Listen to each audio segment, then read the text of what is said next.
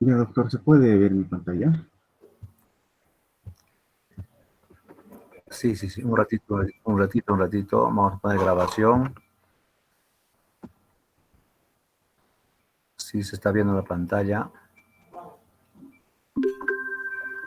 Ya, puedes empezar, joven. Ya, doctor, está.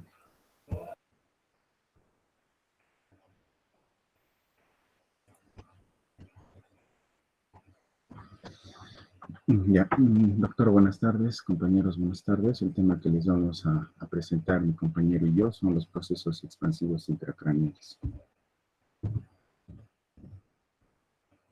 Ya, empecemos por la definición. Los tumores cerebrales se pueden clasificar según su ubicación. Podemos clasificarlo como tumores intracraneales, como tumores extracraneales. También podemos clasificarlo como lo que son tumores extra e intraaxiales. En este caso utilizaremos la clasificación de tumores intratentoriales y tumores supratentoriales. Pero también por otro lado, como se ve en el cuadro, podemos clasificarlos basándonos en la edad del paciente, por ejemplo, en niños, en adultos. Y por último, también se puede usar lo que es una clasificación histológica del paciente. Y generalmente, si se sospecha de una masa, siempre el examen de elección para hacerle un seguimiento, un diagnóstico, es generalmente la resonancia magnética. Entonces empezaremos describiendo lo que son los tumores supratentoriales, y los más importantes dentro de los tumores supratentoriales vienen a ser, como se ve en el cuadro, los gliomas. Dentro de los gliomas tenemos los astrocitomas y los glioblastomas.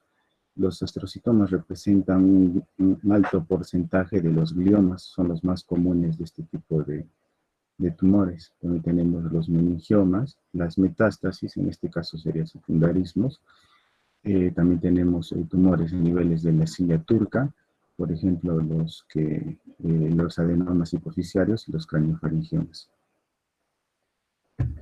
Entonces, ¿cómo definimos a los tumores supratentoriales?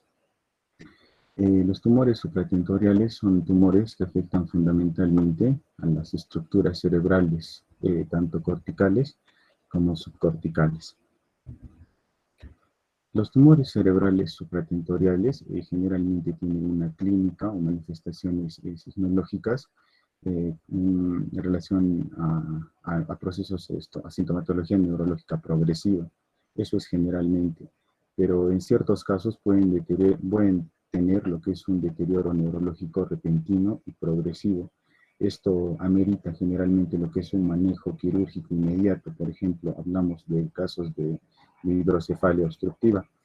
Y también su sintomatología puede presentar de forma aguda, con convulsiones, alteraciones electrolíticas, edema cerebral, inclusive hasta problemas del comportamiento de estas personas que lo padecen. Entonces, sus manifestaciones clínicas puede ser aguda, puede ser de un tratamiento quirúrgico en caso de hidrocefalias obstructivas, inclusive puede ser problemas en el comportamiento. Sobre todo depende del tamaño y de la localización de este tipo de lesiones. Entonces, empecemos por los astrocitomas. Los astrocitomas, como ya les había mencionado anteriormente, forman parte de los gliomas y son los más comunes, son los más frecuentes de estos. Son tumores que se originan en los astrocitos, esas células en forma de estrellas.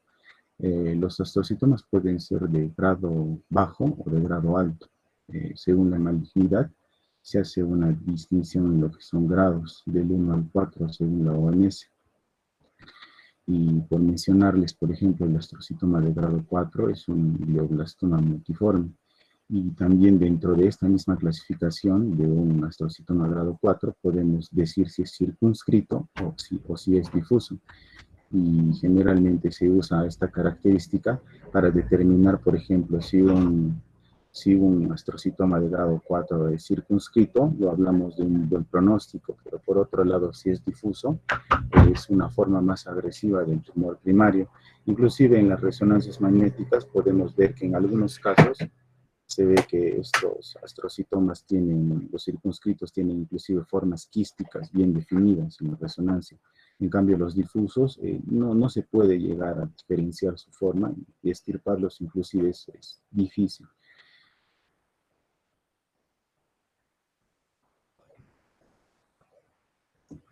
Por otro lado, la afectación según el grupo etario, en los niños lo podemos encontrar a nivel de lo que son el tronco, es común encontrarlos en el tronco tronco del encéfalo, también en el cerebelo.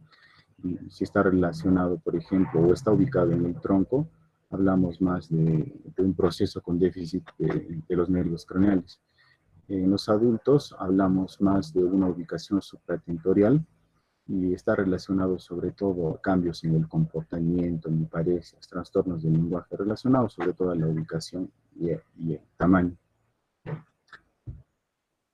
En esta imagen podemos ver que los astrocitomas o los derivados de los astrocitos forman parte de los gliomas, y estos astrocitomas tenemos de varios tipos, inclusive tipos que son muy poco presentes, como vienen a ser los santoastrocitomas pleomórficos. Pero los que están dentro de la clasificación de la OMS vienen a ser el astrocitoma pilocítico. Este es común, también se le dice de la juventud, es común en niños y es de grado 1. También tenemos el astrocitoma difuso, el de grado 2, el astrocitoma anaplástico de grado 3 y finalmente el glioblastoma.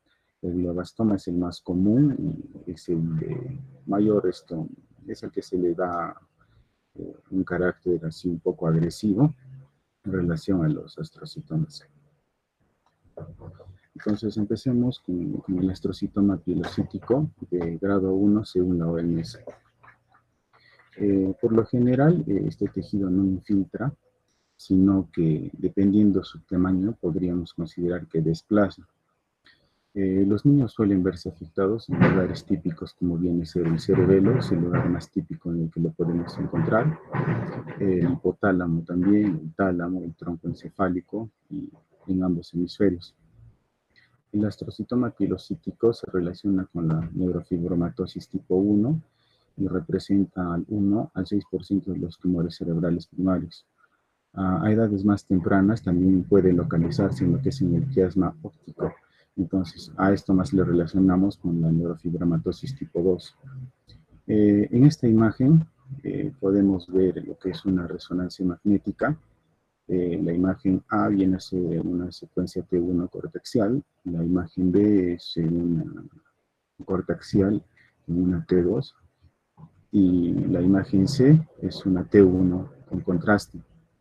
Entonces, en la T1 podemos diferenciar, por ejemplo, que es una lesión, que es un tumor hipointenso. Inclusive podemos ver que sus bordes están un poco definidos, no están tan definidos.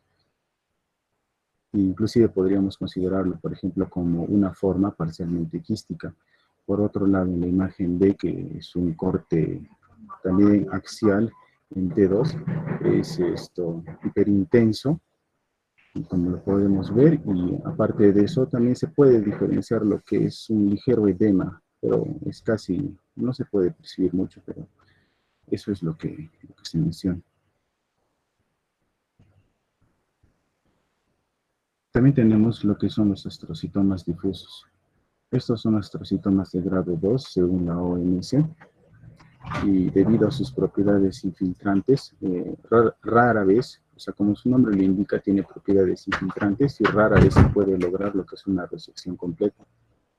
Se caracteriza por lo que es una extensa neovascularización que incluye arterias, capilares y venas. Los astrocitomas difusos es raro en los niños, generalmente se presentan en personas mayores de 20, 40, inclusive 45 años. Estas lesiones pueden ocurrir en cualquier parte del cerebro, incluso el cerebelo y el tronco encefálico. En las imágenes en la resonancia magnética podemos ver, en este caso tenemos igual cortes axiales en resonancia magnética. En la imagen A, que viene a ser un corte en T2, característico porque el líquido cefalorraquídeo lo vamos a notar hiperintenso. Y en cambio, en la imagen B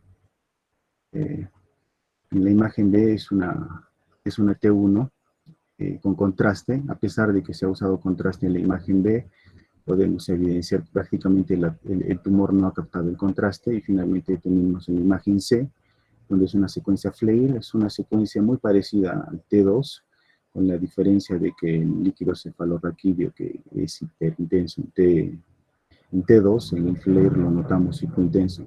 Entonces, en esta imagen, donde podemos evidenciar el astrocitoma difuso, ese nivel de la imagen C en FLAIR. Entonces, en esta imagen, en la imagen C, FLAIR me muestra lo que es una lesión difusa. Podríamos decir que es isointensa a hiperintenso, porque no se nota con mucha claridad, por eso es el nombre del astrocitoma difuso. Y imagenológicamente se caracteriza por presentar este tipo de astrocitomas, lo que es una simetría cerebral, quiere decir que un lóbulo crece, aparentemente es más grande que el otro, pero esto dependería mucho del tamaño, lo que no es en el caso de esta imagen, pero es algo que se puede tener en cuenta. Entonces, ahora tenemos los astrocitomas anaplásicos, astrocitoma de grado 3 según la OMS. Estos astrocitomas presentan lo que es una alta densidad celular, polimorfismos, hemorragias, pequeñas necrosis, vasos patológicos. La mayoría de los casos se presentan en la edad adulta, el 60% de los casos se diagnostican entre los 45 y los 69 años, y la transición de un astrocitoma de grado 4 es difícil de determinar, pero es algo que suele ocurrir, que este astrocitoma de grado 3 pasa a un astrocitoma de grado 4. Y la visualización es muy variable, especialmente si hablamos de la tomografía o la resonancia magnética. Lo que sí se puede presenciar, por ejemplo, en la imagen, podemos ver en esta resonancia magnética en T1 con contraste corteaxial, que existe un ligero desplazamiento de la línea media. Tenemos que, se puede ver que capta contraste especialmente en los bordes de esta lesión, pero sus bordes son gruesos, lo que no me haría pensar en una lesión, en un quiste, y la parte central es hipointensa, inclusive se podría pensar que tiene cierta edematización. En cambio, por otro lado, en la secuencia T2, ya podemos evidenciar con mayor claridad lo que es el edema, ¿no? El edema perifocal y el desplazamiento de la línea. Entonces, ahora, continuando con la última clasificación de la OMS, tenemos los glioblastomas. Estos son los más importantes de los 4 antes mencionados, porque se encuentran entre los tumores cerebrales más comunes y a la vez más agresivos. Estos muestran un pico de frecuencia entre lo que viene a ser la cuarta y la sexta década de vida. Representan el 50% de todos los astrocitomas. Estos tumores crecen rápidamente y de manera infiltrante, localizándose predominantemente en el lecho medular y en los ganglios basales del cerebro. En la tomografía, la exploración sin contraste muestra lo que es una masa, por lo general es de densidad mixta, y a menudo se encuentran en zonas de necrosis donde puede haber un edema perifocal. En esta imagen se va a evidenciar lo que es la presencia de una característica de este tipo de tejido. El tejido tiene una pared anular en forma de lo que es guirnaldas, que son esos adornos navideños que se le asemeja debido a esas paredes que tiene cuando capta el contraste. Y en la parte interna de lo que es la lesión o el tumor tenemos lo que es una necrosis central, que se puede ver como una zona intensa. Y por otro lado, en la secuencia FLAIR, es una secuencia en la que se caracteriza la presencia de un edema, ya es un edema perifocal en relación a la lesión. Entonces ahora hablaremos de los astrocitomas muy poco frecuentes, que tenemos el xantoastrocitoma pleomórfico. Es una forma rara de astrocitoma, y se puede ocurrir puede ubicarse en lo que es el borde corticomedular. Está localizado temporalmente y a menudo es quístico. Estos tumores son más comunes en la niñez y en lo que es la adultez temprana. En la imagen podemos ver en estos cortes axiales en T1, el primero, la imagen A, y T2 con contraste en la imagen B, que en T2, tras la administración de un medio de contraste, quiero decir en la imagen B, suele observarse una pequeña mejora en lo que es la visualización de este tipo de tumores. Entonces, también los astrocitomas de células gigantes. Estos ocurren en un contexto de lo que es una esclerosis tuberosa, y también presenta una forma especial de los astrocitomas, que también ocurre con frecuencia en la infancia. Tienen un pronóstico relativamente bueno, se le considera de grado 1, según la OMS. Está localizado en el foramen de Monroe, en el septum pellucidum, donde también pueden presentarse de forma múltiple. Entonces, debido a esta ubicación es que también se presentan las complicaciones, ¿no? Como lo que es el drenaje de líquido cefalorraquídeo. Por ejemplo, en la imagen podemos ver en estos cortes axiales la ubicación y también lo que es una dilatación de los ventrículos laterales, lo que nos haría pensar en un hidrocefalia. En la imagen B se nota que esta tumoración está ubicada entre los ventrículos laterales, capta contraste y además presenta lo que es una dilatación ventricular.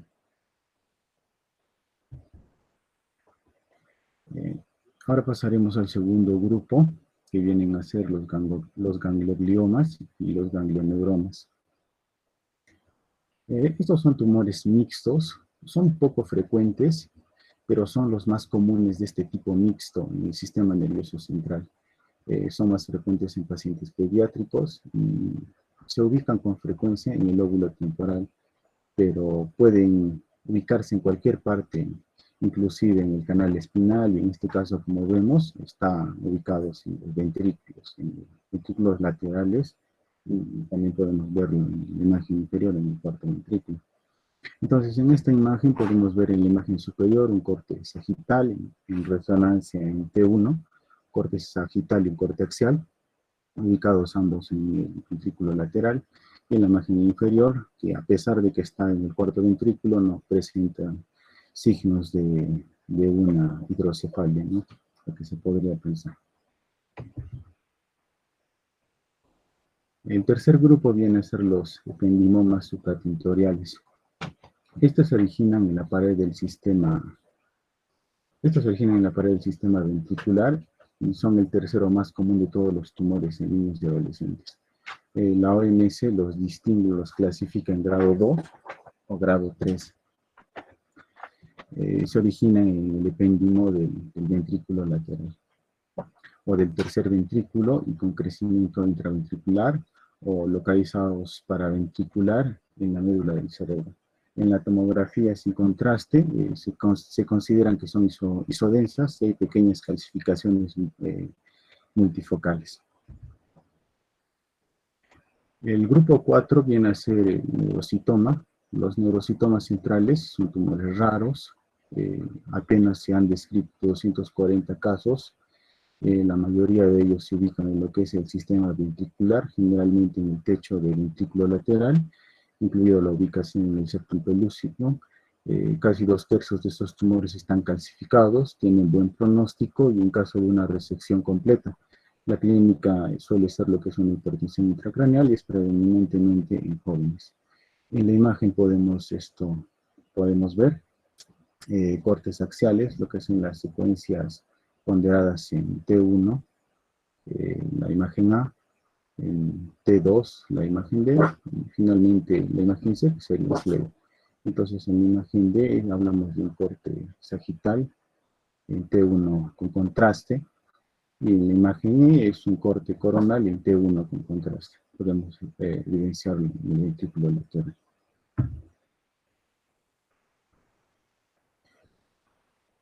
El grupo 5 de estos tumores vienen a ser los tumores neuroectodérmicos primitivos.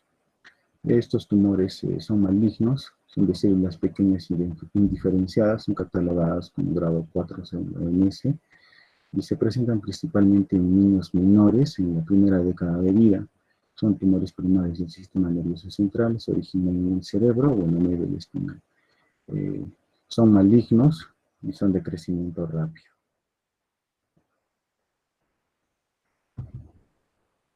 Entonces, ahora hablaremos de otros grupos, por ejemplo, los oligodendrogliomas. Estos representan aproximadamente el 7% de los tumores cerebrales.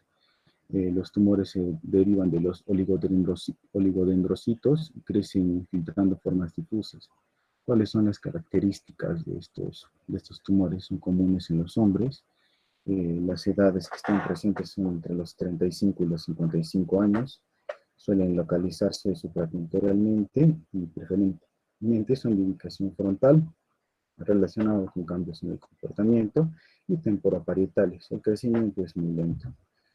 En la imagen de los oligodendrogliomas podemos ver esta secuencia de imágenes. La imagen A es una T1, la imagen B es una T2, la imagen C es una T1 con contraste, y la imagen D es una tomografía en corte en ventana parenquimal.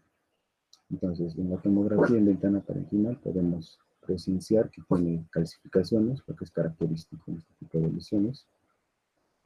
En la imagen A notamos que es, inclusive podríamos considerar intenso.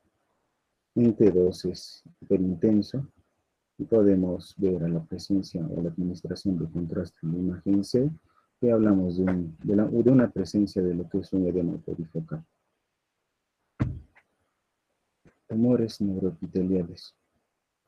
Es un tumor benigno que se origina en la sustancia gris cortical o subcortical. Las características se presentan en la infancia y en la edad adulta joven. En el lóbulo temporal y es más comúnmente afectado.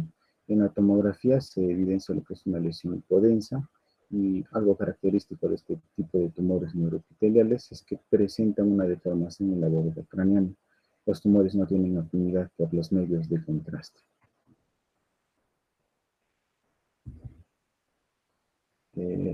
La meningoangiomatosis, se trata de una angiodisplasia neurocutánea rara de las meninges y los vasos sanguíneos meningeos.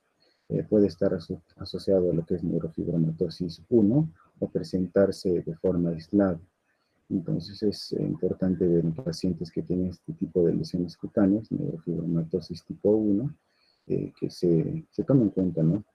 Siempre este tipo de situaciones. Las características en la tomografía computarizada muestra lo que es una lesión periférica, hiperdensas, calciformes, posiblemente con edema perifocal. El pineoblastoma. Estos están localizados en la región pineal, con germinomas y astrocitomas. Forman la mayor parte de masas a nivel de esta región. En los adultos representan el 0,4 al 1%, en los niños del 2 al 8% de los tumores cerebrales, son tumores localizados en la región pinal, y las características son tumores de células del parénquima pinal, incluyendo, tenemos dos que son el pineoblastoma y el pinocitoma. Hay una incidencia de 3 a un 10% de pineoblastoma en pacientes que tienen lo que es el pineoblastoma lirio, como se ve en la imagen. En este caso es unilateral, pero también puede haber en los ojos. Y generalmente las imágenes en este tipo de tumores son específicos, por lo que se tiene que recurrir a lo que es un estudio histológico. Y los amartomas. Histológicamente son a partir de un tejido similar a la gliosis y se localizan típicamente en el lóbulo temporal. Dentro de sus características, por ejemplo, tenemos que provocan convulsiones psicomotoras. Desde la infancia también se pueden encontrar delante del tallo pituitario, detrás de los cuerpos mamilares. Estas raras lesiones se encuentran principalmente en los hombres y está relacionado a lo que es el síndrome de Pallister-Hall, de que se presentan anomalías en relación al peso, polidactilia, ano perforado, amartomas hipotalámicos.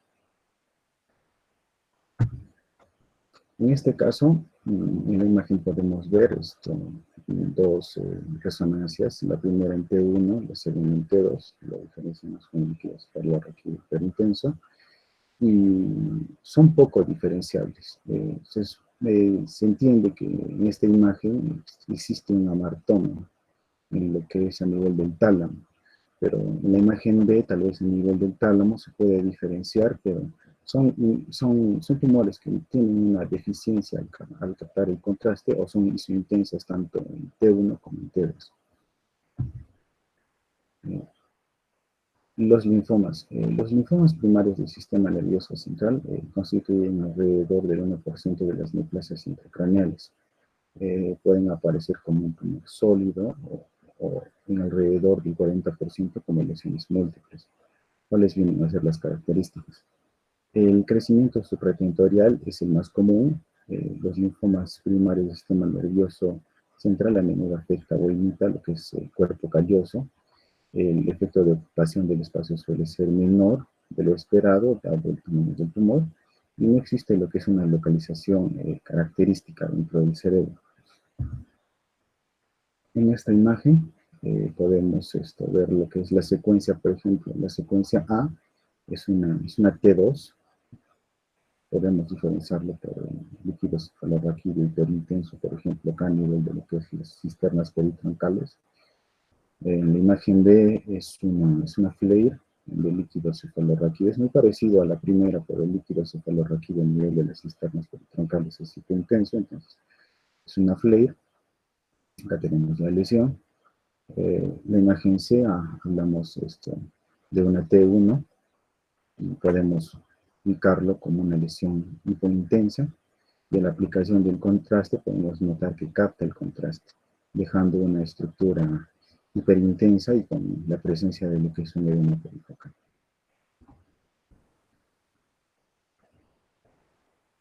Los craniofaringiomas.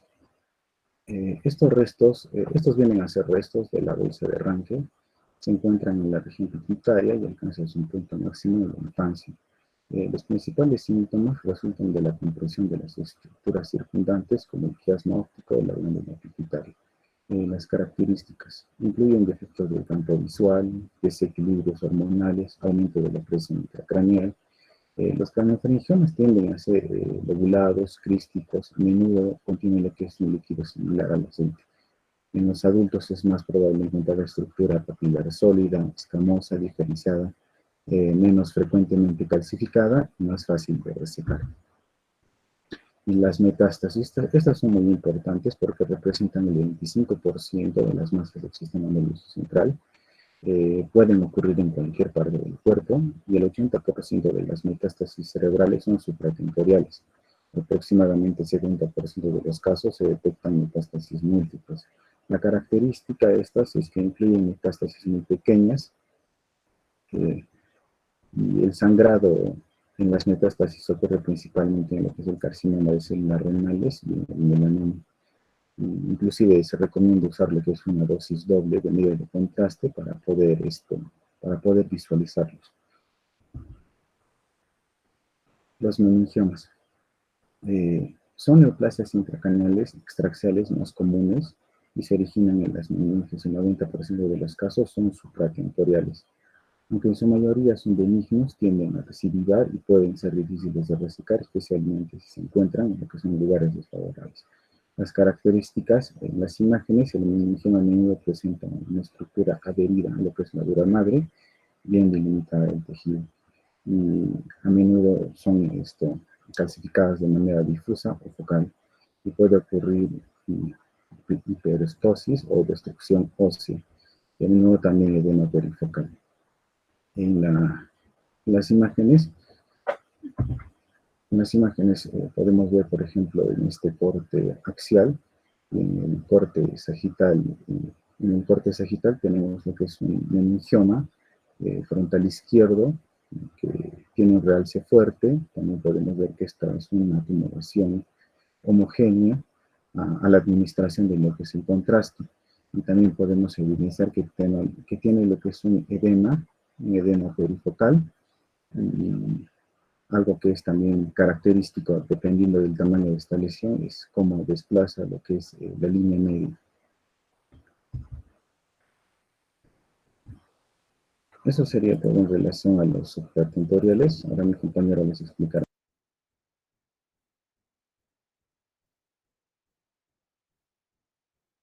Bueno, ahora continuando con los tumores, ¿no? Vamos a hablar sobre los tumores intratentoriales. Bueno, estas lesiones neoplásicas van a realizar porque van a ser gastantes de contraste, ¿no? Como va a ser en la resonancia magnética. Representan el segundo grupo más común de gliomas, ¿no? En el tronco cerebral de adultos. La tasa de sobrevida es de 15 años para tumores del sistema nervioso central, es de 58.7%, mientras que para el tumor más común de adultos es de glioblastoma, ¿no? Que va a ser de 6%. Como se puede evidenciar en el cuadrito, dentro de los tumores infratentoriales tenemos, ¿no? Que en los niños va a ser más común los tumores de la línea media, que pueden ser los meduloblastomas, los ependimomas y los tumores del hemisferio cerebeloso, como pueden ser los astrocitomas, ¿no? Mientras que en los adultos pueden ser los tumores del ángulo pontocerebeloso, el neuronoma de acústico ningioma, colesteatoma, y dentro de otras clasificaciones tenemos también el glioma de tronco cerebral, metástasis, hemangioblastomas y meningiomas. Siguiente, por favor. Bueno, dentro del cuadro clínico, lo que va a caracterizar estos tumores va a ser que puede haber un síndrome de hipertensión intracraneal, ¿no? Que va a causar cefalea. Este va a ser de comienzo insidioso, después va a ser frecuente e intenso, ¿no? Esto puede ser al levantarse o de madrugadas, durante el transcurso del día va disminuyendo y puede venir acompañado de vómitos. Puede tener también signos neurológicos focales, como puede ser trastorno de postura y equilibrio, trastorno de motilidad en los miembros inferiores, con asinergia del tronco, ataxia y puede consistir con nistagmus, ¿no? Dentro del paciente. Siguiente, por favor. Bueno, dentro de los neuroimágenes que vamos a tener, va a ser la tomografía axial computarizada y la resonancia magnética, ¿no? Esto nos va a ayudar más que todo para detectar la lesión plástica, para ayudarnos a localizar exactamente dónde está la lesión y demostrar los efectos secundarios, ¿no? Que se puede haber herniación, hidrocefalia o hemorragias en el paciente. Dentro de la tomografía axial computarizada, va a ser más útil para detección de calcificaciones, lesiones de base de cráneo, la calota asociadas a hemorragias, ¿no? Y en la resonancia magnética también podremos tener que puede ser sensible y específica para procesos expansivos intracraneales. Va a ser mejor también en el estudio de tejidos blandos y permite mejor localización de espacio y identificación de estructuras comprometidas para la lesión. Bien, por favor. Ahora hablando de los tumores, vamos a hablar de meduloblastoma, ¿no? Que va a ser un tumor cerebral maligno más común en la infancia, ¿no? Y ocurren principalmente en el cerebelo. Va a representar el 10% de todos los tumores primarios del sistema nervioso central entre los niños menores de 19 años, ¿no? Y su pico de incidencia va a ser entre 5 a 9 años. Dentro de las características tenemos que los signos y síntomas que van a presentar va a ser aumento de la presión intracraneal y disfunción cerebelosa, ¿no? Que va a evolucionar durante un periodo de semanas y algunos meses. También puede presentar cefalea nocturna, o puede ser matutina, náuseas, vómitos, alteración de estado mental, ataxia de la marcha o inestabilidad del tronco, ¿no? Esto se puede ver porque va a haber una afectación de los tumores en la línea media, torpeza, falta de coordinación de las extremidades, que puede ser porque va a haber una afectación en los hemisferios cerebelosos, ¿no? Y puede presentar también el paciente mareos y visión doble. Siguiente, por favor. Dentro de la incidencia, ¿no? Se calcula que en cada año más de 357, siguiente, por favor, Max. En neuroepidemiología, ¿no? Podemos decir que cada año se va a calcular que cada año va a haber 357 personas van a recibir el diagnóstico de este tumor, ¿no? Y 140 de estos van a ser adultos. Y se calcula que entre 3.840 personas viven con ese tumor, ¿no? Y como se puede observar en la imagen, ¿no? Va a ser, acá se puede evidenciar, ¿no? Una lesión hiperintensa, ¿no? Que viene a ser el tumor, el neuroblastoma. Siguiente, por favor. Dentro de las neuroimágenes, en la resonancia magnética se revela un tumor cerebeloso en línea media o paramediano, ¿no? Que realza con contraste y que comprime el cortroventrículo. Son intensos y hiperintensos con imágenes de T1, heterogéneas en imágenes de T2, ¿no?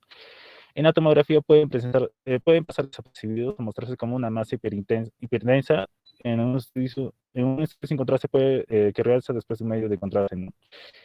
Bueno, también podremos ver en el líquido cefalorraquídeo, en un examen citopatológico, el líquido cefalorraquídeo puede revelar células neoplásicas, ¿no? Como proteínas elevadas, leucitos G, con citología positiva. Siguiente, por favor.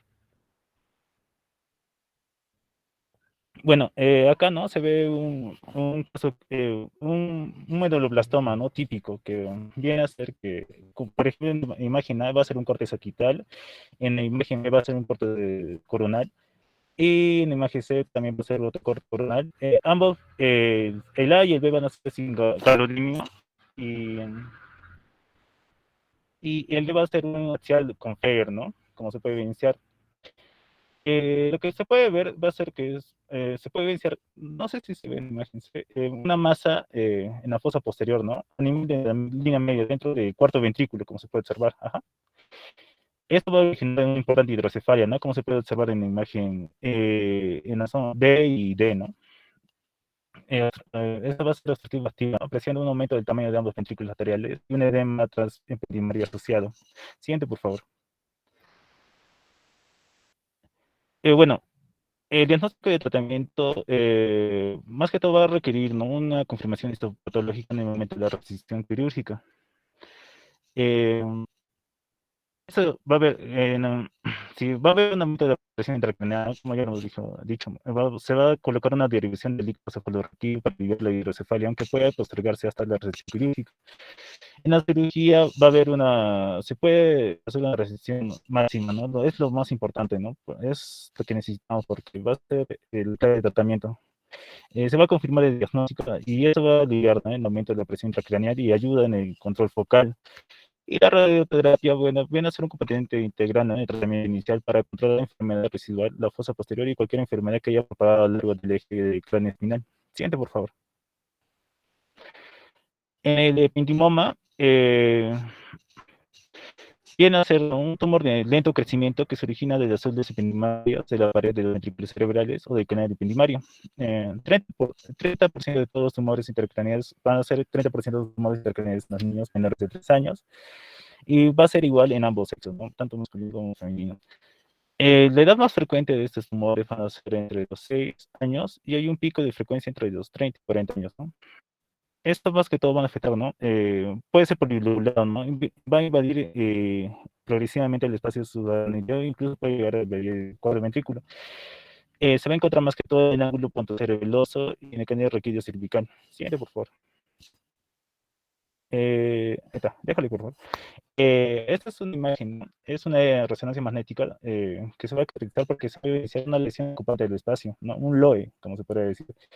En la imagen 1 se evidencia una lesión ocupante del espacio hipointensa, como se puede observar en la flechita, en la región bulbomedular, ¿no? Claro, en la región bulbomedular. En la imagen B muestra también, va a ser hiperintenso, como se puede evidenciar en la flechita, en la región bulbomedular. Y en la imagen C se evidencia una lesión ocupante del espacio hiperintenso postolateral, ¿no?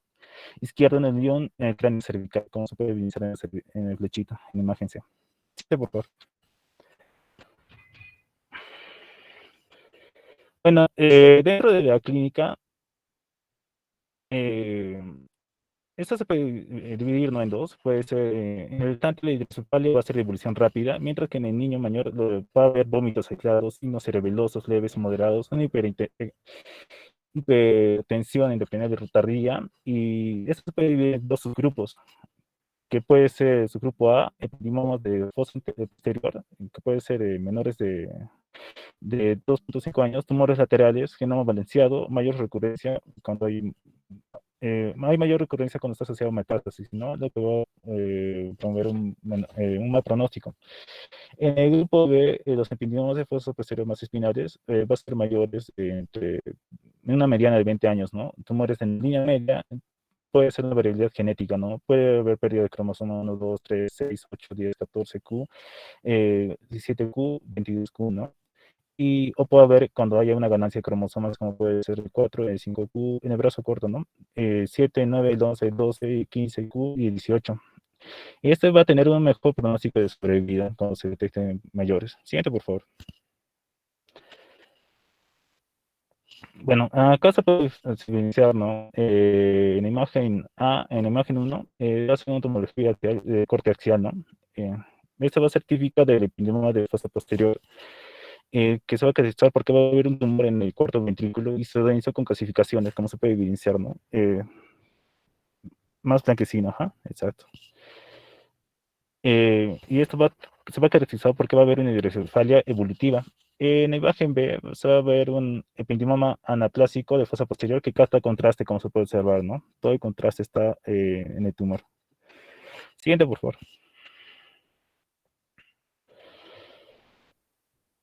Ya, en la resonancia magnética, la topografía tumoral se muestra con una mayor precisión y se ve que este tumor frecuentemente se extiende a través de los agujeros de Dushka y en los ángulos pontocerebelosos, ¿no? Como se puede ver en la imagen, en la primera imagen. Y a través del ángulo de Magendie de la región dorsal del bulbo y porción superior del médula espinal, ¿no? Como se puede ver en, en el siguiente grupo de imágenes. Siguiente, por favor. Bueno, dentro del tratamiento, más que todo va a ser, ¿no? Quirúrgico. Que esta puede ser total o subtotal, ¿no? Dentro de la total, esta va a ser de mejor pronóstico y los pacientes van a tener una sobrevida, en los pacientes a 5 años van a tener una sobrevida entre 67 y 80%, ¿no? Y la sobrevida libre de progresión va a ser entre 51 y 75%. Si es que va a haber una subtotal, la sobrevida del paciente será de 5 años será entre 22 a 47% y la sobrevida libre de progresión será entre 0.26%.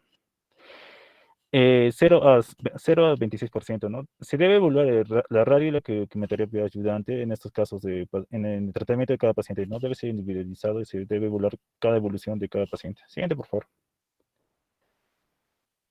Bueno, dentro del astrocitoma de bajo grado va a ser el tumor más frecuente en la edad pediátrica, ¿no? Va a ser entre el 10 al 20% de los tumores cerebrales y 30 a 40% de los tumores de la fosa posterior, ¿no? Que va a ser en niños. El pico de incidencia es la mitad de la primera década de 5 años, ¿no? Igual en los hombres y mujeres. En los adultos, más que todo, va a ser la mayoría de los hemisferios cerebrales y en niños va a ser el 55% de los astrocitomas va a ser de bajo grado, ¿no? Infratemporales. Siguiente, por favor. En la imagen, como se puede observar, se ve un tumor, ¿no? De la fosa posterior, ¿no? Ya. Siguiente, por favor. En la clínica tenemos que va a ser de una instalación lenta, progresiva y crecimiento lento, ¿no? Se va a caracterizar porque va a haber un síndrome de hipertensión intracraneal, síndrome cerebeloso hemisférico, síndrome de cerebeloso de línea media, compromiso de los pares craneales y puede terminar en un meningismo. Siguiente, por favor. Dentro de diagnóstico, podemos tener, ¿no? Un examen neurológico, ¿no? Que puede evaluar la vista, la audición, el equilibrio, la coordinación, la fuerza, los reflejos, determinados en uno o más de los puntos que pueden arrojar pistas sobre parte del cerebro que podría verse afectado en el tumor cerebral, ¿no? Y podemos tener también pruebas de diagnóstico de imágenes, ¿no? Como puede ser la tomografía de resonancia magnética, que nos van a ayudar a ver y determinar la ubicación y tamaño de lesión, ¿no? Que va a tener el tumor. Bueno, los astrocitomas de grado 1 van a ser intensamente homogéneas, bien circunscritas, captan contraste, va a tener un edema perilesional mínimo, van a ser brillantes en secuencias de T1 y T2 en la resonancia magnética y quísticas en el cerebelo, ¿no? En el nódulo mural, ¿no? En el astrocitoma de grado 2 tenemos que van a ser menores captantes de contraste, ¿no? Y suele haber sobreposiciones de las lesiones de grado 1 y grado 2. Siguiente, por favor. Dentro del tratamiento, vamos a tener que, la primera elección no sería es la cirugía, ¿no? Para extraer el astrocitoma. El objetivo va a ser extirpar todo el cáncer, ¿no? Pero a veces el astrocitoma va a estar ubicado cerca del tejido cerebral delicado, lo que hace que esto sea demasiado riesgoso. Incluso extirpar parte del cáncer puede reducir los signos y síntomas, ¿no? Otro también puede ser la radioterapia, que va a hacer uso de haces de alta energía, ¿no? Como rayos X o protones para matar las células cancerosas. Y por último, la quimioterapia, ¿no?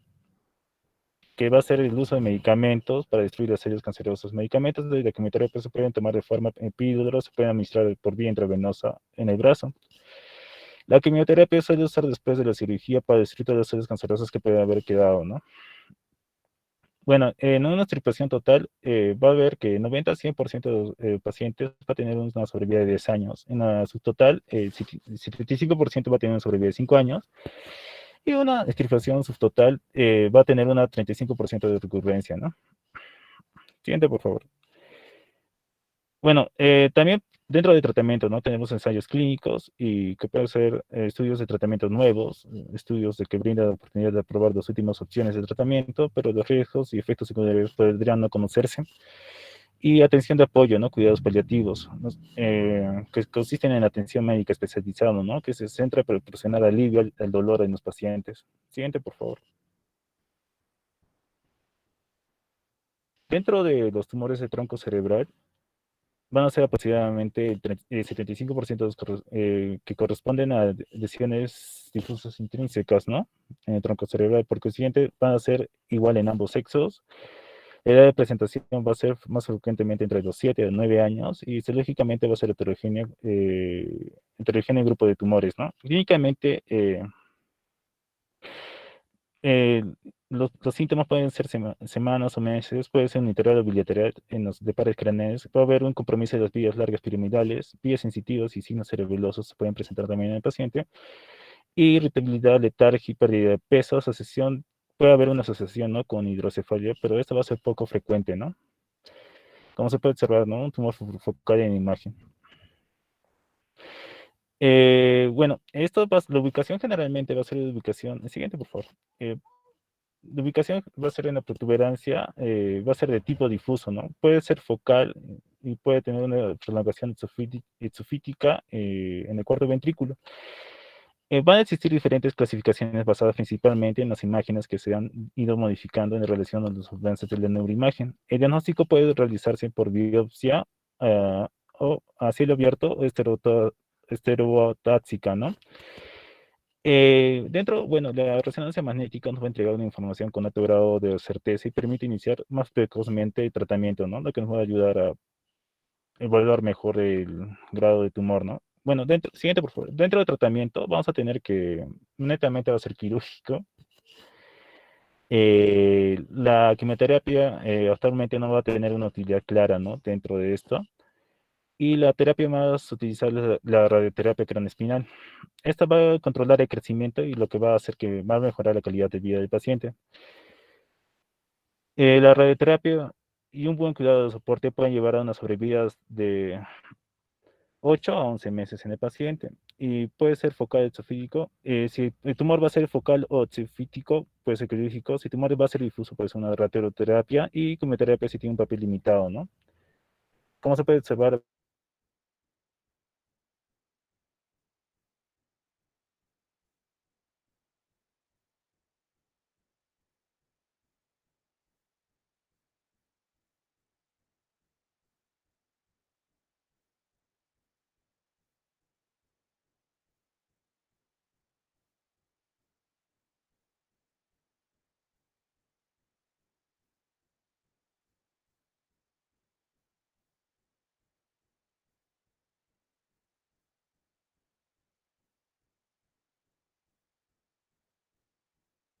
eh, escuchó, se fue el internet,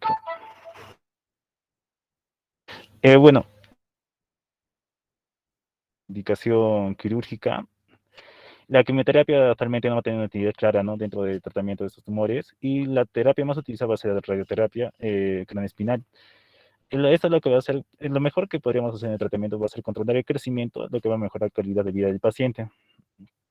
La radioterapia y un buen cuidado de soporte pueden llevar a que la sobrevida del paciente de 8 a 11 meses, ¿no?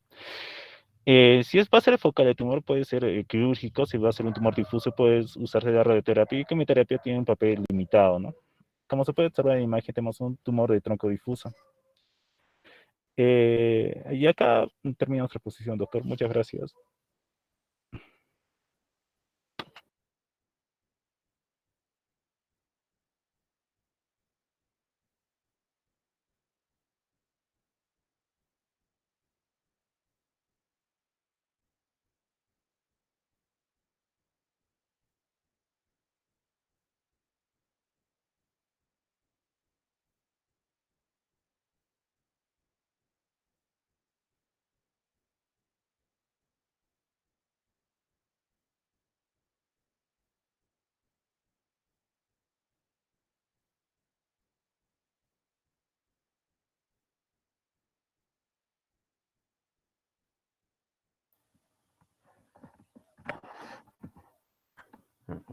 Muy bien, jóvenes, ¿qué ha pasado? Parece que se han salido de la exposición. ¿Cuántos quedan? Quedan 30.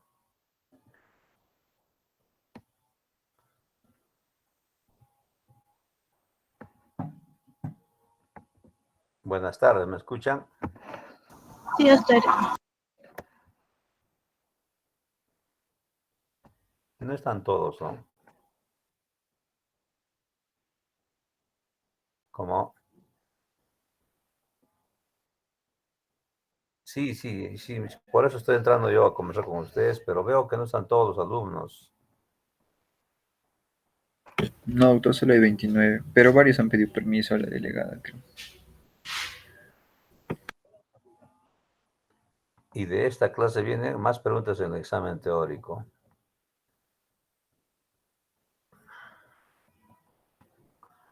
Bien, jóvenes, yo voy a aclarar algunos puntos sobre este tema.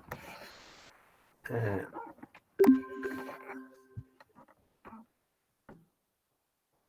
Algo rápido, jóvenes, ¿ya? Porque, ¿dónde estamos? Voy a presentar mi pantalla, ¿ya?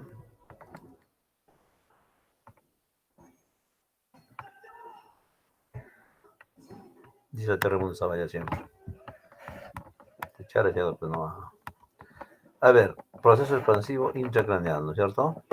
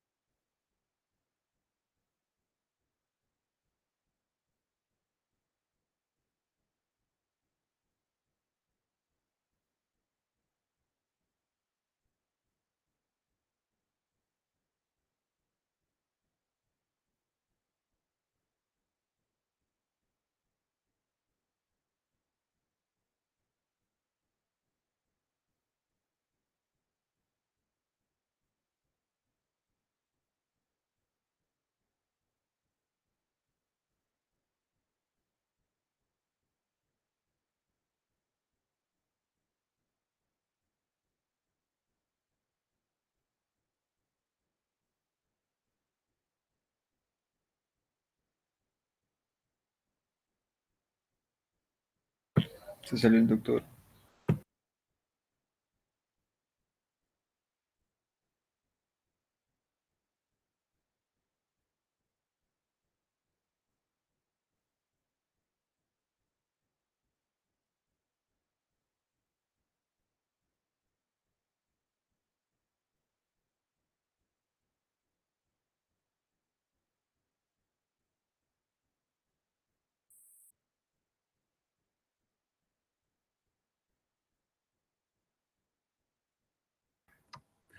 ¿Me escuchan, jóvenes?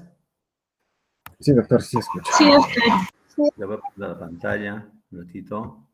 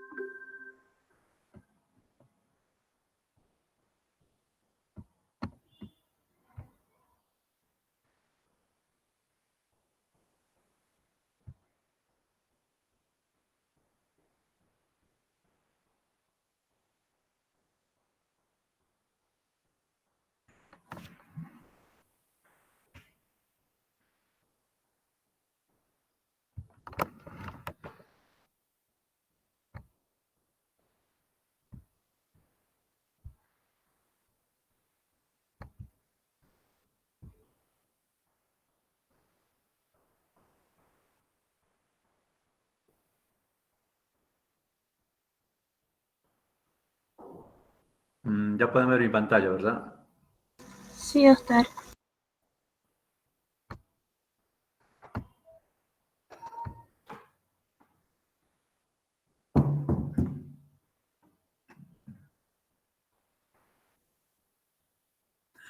Muy bien, jóvenes.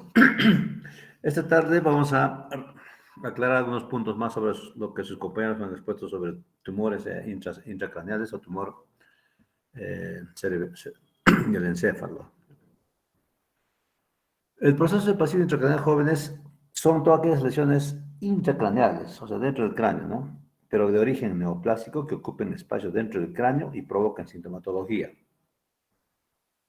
Puede ser de origen meningio, puede ser de origen de células del sistema del encéfalo, ¿no? El encéfalo puede ser cerebelo, tronco encefálico, el cerebro mismo. Entonces, y lo otro, ¿no? Que también hay que saber diferenciar antes de empezar este tema. Las células que mayormente dan tumores son las células de los astrocitos, ¿no? Los astrocitos, según los tejidos, según el sistema de tejido, el sistema nervioso. ¿Ya? Las neuronas, por lo general, no ocasionan tumores, ¿no? Intracraneales, intracerebrales. Entonces, más siempre está afectado el astrocito, que eso vamos a ver más adelante. Los tumores jóvenes pueden ser primarios y secundarios. Los primarios son los que nacen netamente en el sistema nervioso central.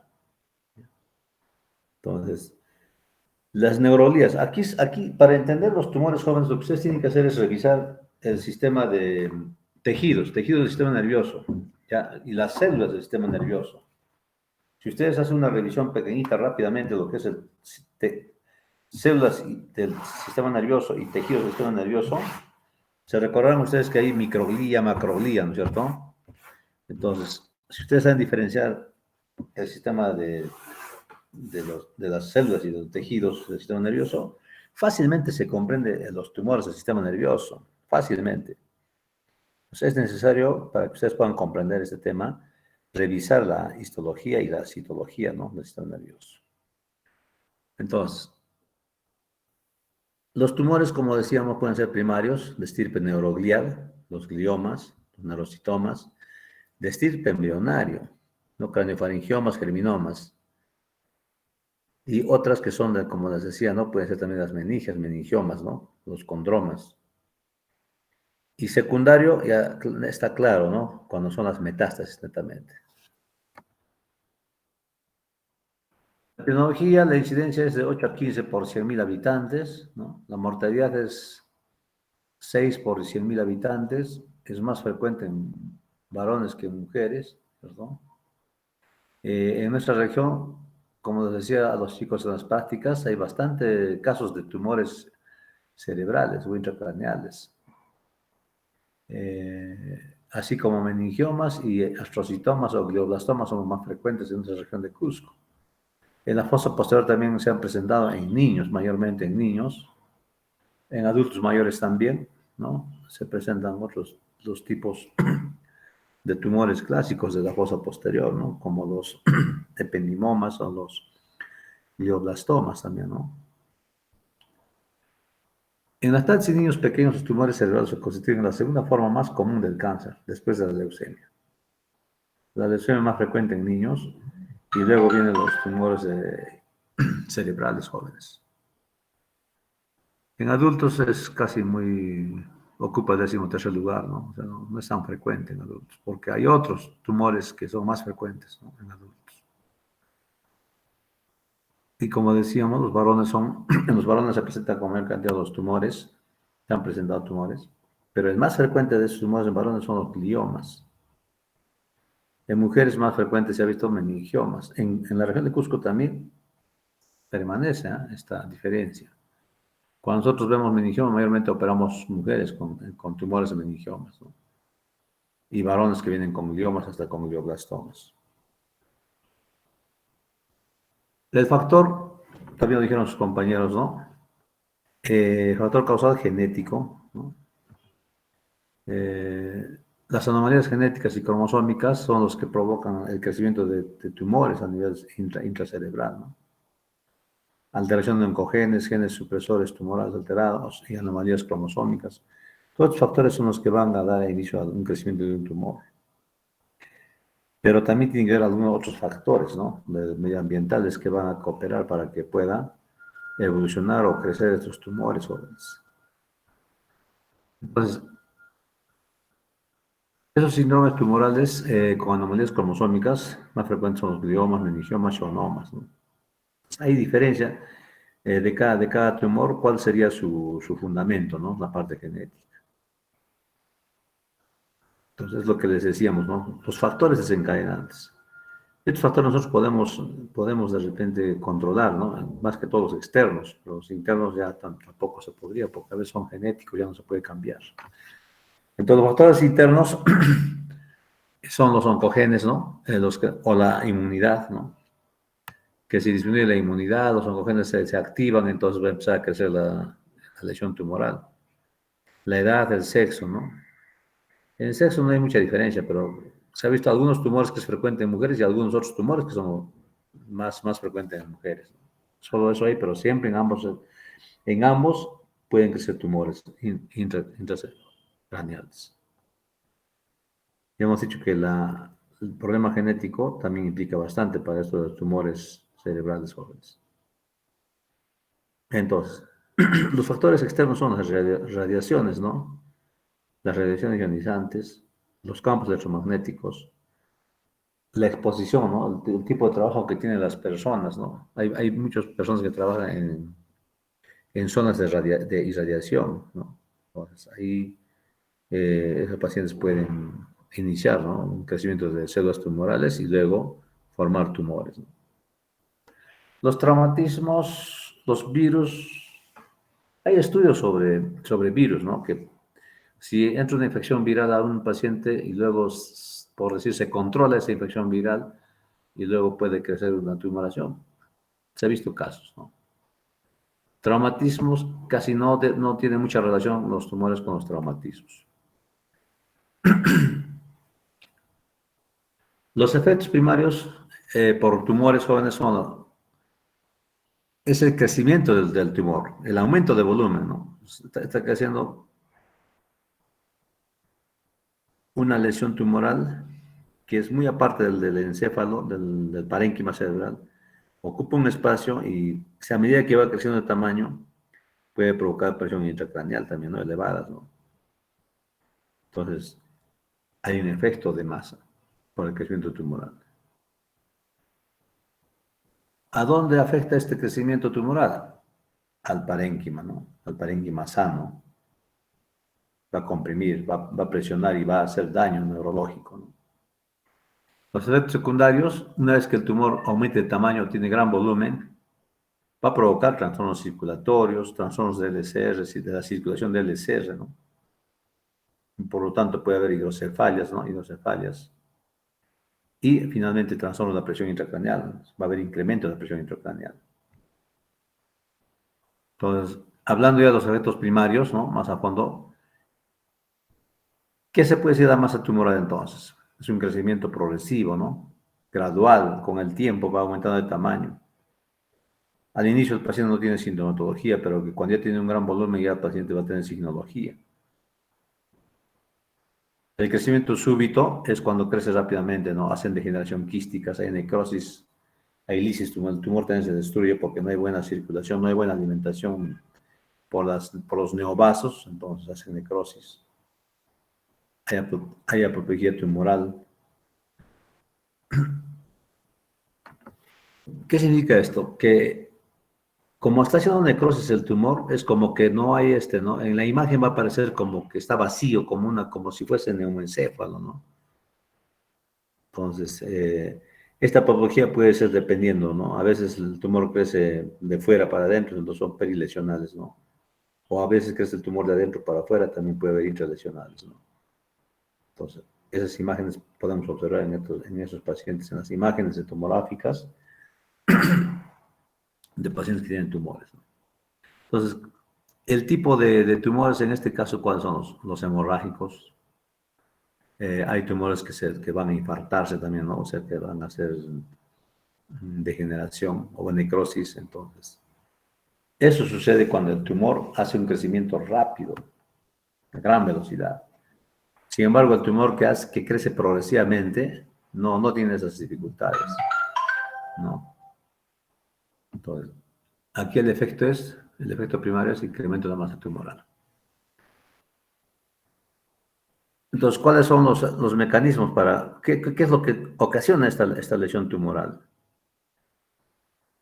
Como ven aquí, si el tumor crece de fuera para adentro, entonces va a comprimir a la masa encefálica y el cerebro o la masa encefálica hace una cápsula a la lesión tumoral, lo va encapsulando, ¿no es cierto? Pero a medida que crece el tumor, aumenta el tamaño del tumor, va creciendo, va provocando estas lesiones, gliosis, necrosis, isquemia e inflamación. Entonces, todo estos mecanismos va a suceder cuando este tumor está comprimiendo el parénquima cerebral sano. Entonces, ya en este momento el paciente ya puede presentar convulsiones, ¿no? Convulsiones, ya sean focalizadas o generalizadas, depende de dónde esté el tumor. Y si está en los lóbulos motores o sensitivos, va a tener problemas ya signología neurológica, ¿no? Porque ya está haciendo un efecto primario. El otro que dijimos es cuando crece de dentro para afuera, ¿no es cierto? Entonces, de igual forma va a crecer el tumor, ¿no es cierto? Va a haber destrucción del parénquima. Cuando crece de dentro para afuera empieza a destruir el parénquima. No es tanto como cuando crece de afuera para adentro, ¿no? El encéfalo le provoca una cápsula, pero en este caso es un poco difícil que le hagan la cápsula porque va a crecer, va a invadir al parénquima, ¿no? Las células tumorales. Entonces va a destruir al parénquima, va a provocar necrosis, hay inflamación y va a haber edema, pero si hay inflamación hay edema, ¿no? O sea, perilesional, edema local, donde está el tumor. De igual forma, si el tumor llega a crecer así hasta la corteza, también va a provocar epilepsia, convulsiones, ¿no? El paciente va a convulsionar. Por lo tanto, también va a haber déficit neurológico. Entonces, el efecto secundario, ¿cuál sería? Los primarios han sido esos, ¿no? En diferentes tipos de tumores, dependiendo del crecimiento. Los secundarios ya es cuando afecta, ¿no? Al trastorno circulatorio, cuando afecta a la presión intracraneal, entonces ahí también hay mecanismos. Por lógica se comprende, jóvenes, que esos tumores van a obstruir los senos venosos durales, van a comprimir. No va a haber buen retorno, ¿no? de la sangre venosa. Por lo tanto, los vasos van a dilatarse, las arterias también, porque no hay un buen retorno venoso. Se está cerrando el retorno. Los senos también se dilatan. Si el seno se dilata, también las arterias que están alimentando al parénquima también se van a dilatar. Entonces va a haber, por lo tanto, ¿qué va a suceder? Va a haber inflamación, ¿no? Del parénquima cerebral. ¿Y el efecto cuál sería entonces? Se congestiona el parénquima, ¿no? Se dematiza, porque de los vasos, como están dilatados, va a salir, ¿no? Líquido de los vasos, ¿no? Hay un incremento de la permeabilidad, como lo dice ahí, ¿no es cierto? Entonces, eso provoca congestión del parénquima cerebral. Por lo tanto, ¿cuál sería el efecto? Va a haber edema cerebral vasogénico. Vasogénico, o sea, porque las arterias o las venas se están dilatando y están incrementando la permeabilidad. Está saliendo prácticamente líquidos del vaso hacia afuera, ¿no? Hacia el parénquima cerebral. Ese es un efecto secundario, ¿no es cierto? Edema vasogénico. Luego, ¿qué sucede, jóvenes? Estamos analizando qué está sucediendo con el crecimiento del tumor a nivel parenquimal. Va a ocasionar también trastorno del flujo de LSR. Entonces, va a haber obstrucción del flujo a nivel de las áreas. Se va a cerrar el agujero de Monro tal vez porque hay compresión del parénquima a causa del tumor. Se cierra el acueducto de Silvio, el cuarto ventrículo.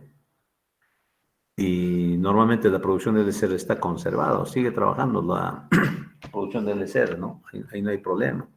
Por lo tanto, pero no tiene por dónde evacuarse el LSR, está cerrado el sistema, ¿no? De la circulación, ¿no? Por eso dicen cuello de botella, ¿no? Es un decir, ¿no? Es un cuello de botella.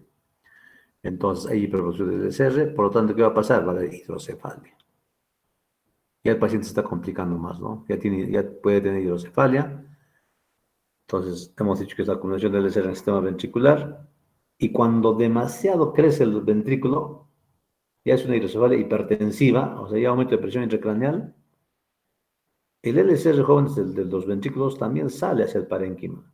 Así como los vasos salieron líquidos, igualito acá del ventrículo va a salir líquidos también hacia el parénquima. En este caso va a ser un trasudado. Acuérdense esas palabras, ¿ya? Trasudado. Entonces aquí hace un trasudado al parénquima cerebral. Este es edema cerebral hidrostático periventricular. A diferencia del primario, ¿no?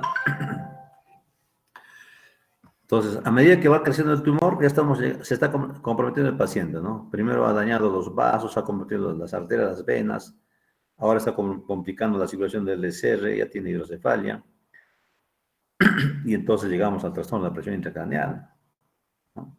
El cerebro está edematizado, entonces la presión intracraneal está incrementándose. La masa tumoral y el edema que está provocando a nivel cerebral parenquimal hace que aumente la presión intracraneal. Por lo tanto, estamos pacientes con hipertensión craneal, lo cual va a provocar herniaciones, ¿no? Va a herniar el tronco encefálico. Muy bien.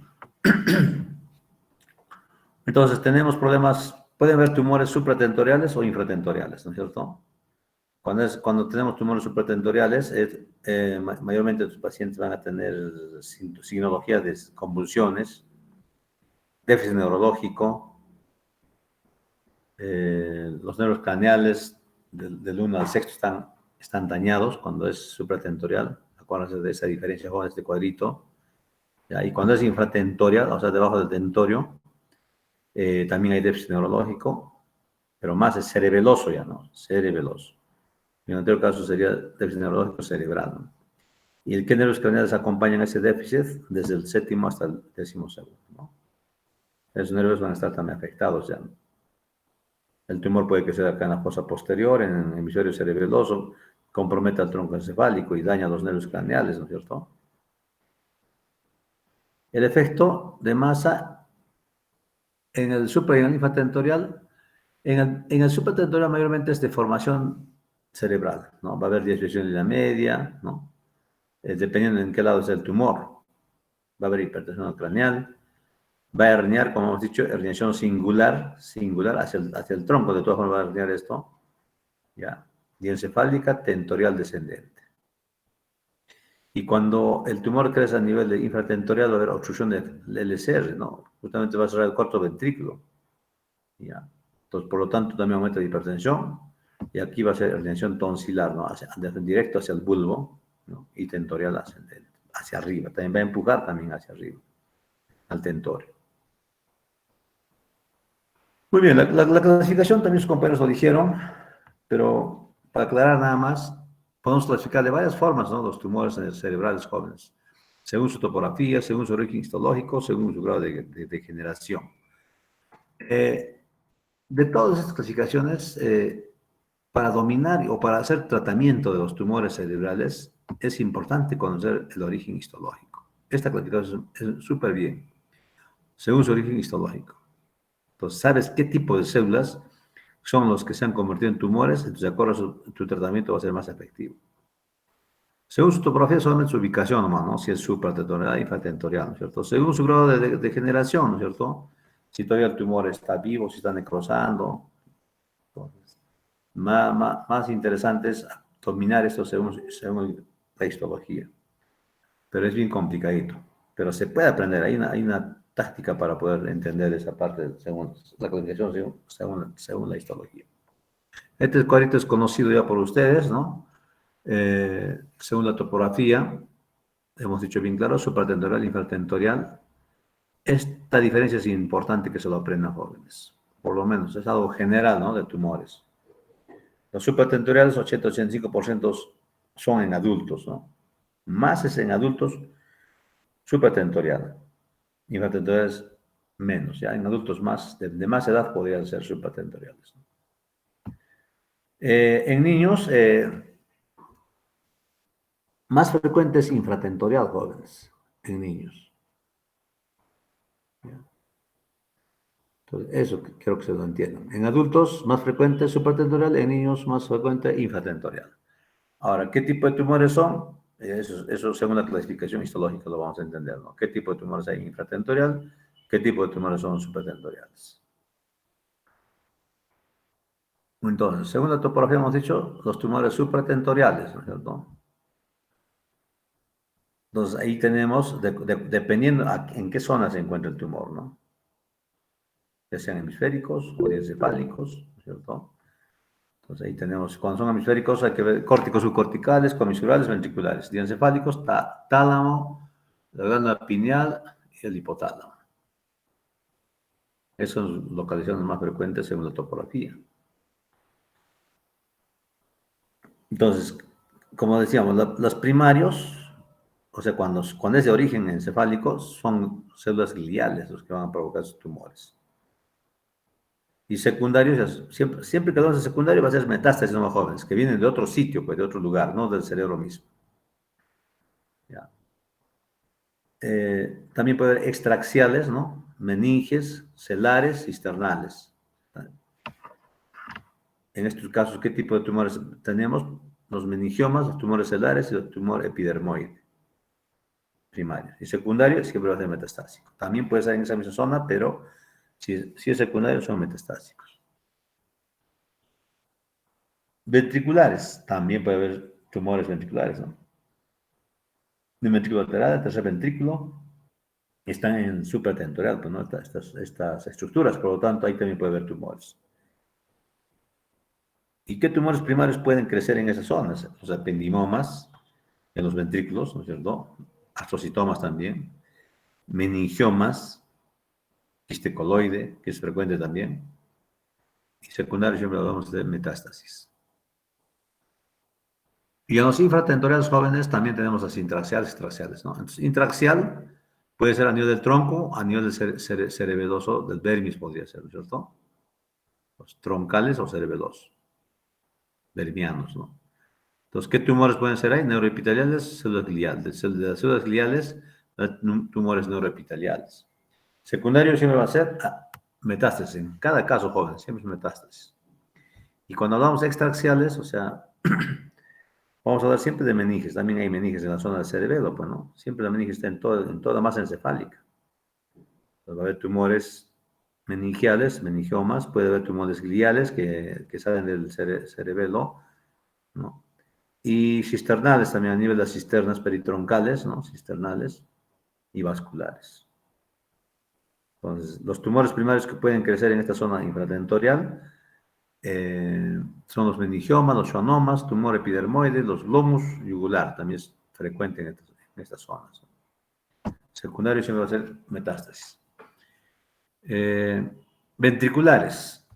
O sea, no solamente puede ser del tronco encefálico o del cerebelo, también puede ser a nivel ventricular, también puede crecer tumores. En este caso, solamente nos queda el cuarto ventrículo, ¿no es cierto? Entonces, siempre, cuando son tumores ventriculares jóvenes, acuérdense, son ependimomas. ¿Ya? Ependimomas. De las células ependimarias, acuérdense. Y también puede haber astrocitomas, ¿no? Que crecen del cerebelo, que invaden al cuarto ventrículo.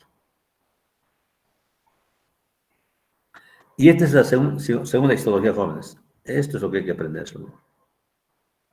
Tumores del tejido neuroepitelial. Ahí están los clásicos tumores de astrocitos, ¿no es cierto? Los oligodendrogliomas, también son células oligodendrocitos. Los tumores ependimarios, de los ependimocitos, ¿no es cierto? Todos son células del tejido nervioso. Por eso se dice histológico. Los plexos coroideos, que es poco frecuente, de las células pineales que están a nivel de la glándula pineal, ¿no? Los pineocitomas. Tumores embrionarios también puede haber ya desde el nacimiento, ¿no? Aquí tenemos el medulloblastoma. El medulloblastoma es más frecuente en niños jóvenes, como está ya en cerebelo, en fosa posterior, entonces medulloblastoma en niños mayormente. Entonces, esta clasificación es importante. Si ustedes van a entender la histología, esto lo van a entender claramente, fácil. Ahora, tumores de las venas nerviosas. Las neuronas están protegidas por una sustancia que se llama la estructura de Schwann, ¿cierto? Entonces, de ahí en esa zona de los nervios también pueden crecer los schwannomas, los neurofibromas. Entonces, toda esta clasificación es dependiendo de los tejidos. Ya hablamos de las meninges. Las meninges hemos dicho que es la estructura que protege a la masa encefálica. Entonces, si son de las meninges, ya fácilmente son meningiomas. Puede haber benignos, atípicos y hasta malignos. Pues, ¿no? Igualito es en las células de asocitos. Los asocitos también pueden ser pilocíticos, son benignos de bajo grado. Finalmente, estos mismos astrocitos son los que se convierten en glioblastomas multiformes con el tiempo, bueno. Es como que fuesen fases o etapas de toda esta lista, ¿no? Entonces, los meningiomas es igual, ¿no? Meningioma benigno, maligno. ¿Ya? Entonces, hay linfomas primarios del sistema nervioso, tumores germinales, ¿no es cierto?